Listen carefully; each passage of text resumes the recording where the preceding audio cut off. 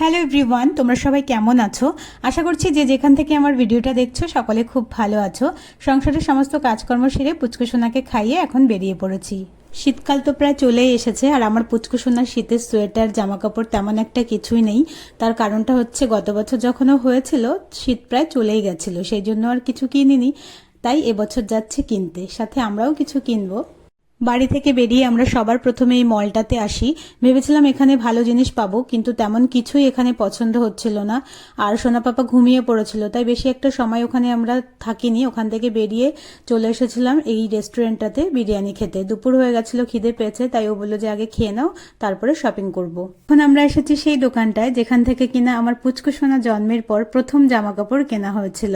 এই জেঠুটার দোকান থেকেই আমার বর সেই দিনও জামা কাপড় নিয়ে গেছিল, তারপরেই আজকে আসলো। আর মাঝখানে তো অনেক জামা কাপড় পেয়েছে আমার পুচকু সোনা, তো সেগুলো দিয়েই হয়ে গেছে, আর আমরা আর কেনাকাটা করতে আসেনি। এই দোকানটা খুবই ছোট, কিন্তু ভালো ভালো জিনিস ছিল। ওখান থেকে কিছু জামা কাপড় জুতো আমার পুচকু সোনার জন্য নেওয়া হয়ে গেছে। তার পাশেই ছিল আমাদেরও জুতোর দোকান, তো আমার বর এক জোড়া জুতো নিয়েছে, এই যে এইটা, আর আমি একটা কালো রঙের একটু হিল জুতো নিয়েছি। তো এই সমস্ত কিছু নেওয়ার পরে আমার বোনের ছেলেকেও পুজোতে কিছু দিইনি, তো ভাবলাম যে ওর জন্য একটা জামা কিনে নিই। তাই এই দোকানটা থেকে ওর জন্য এই যে এই হলুদ জামা ব্লু প্যান্টটা নিয়ে নিয়েছি।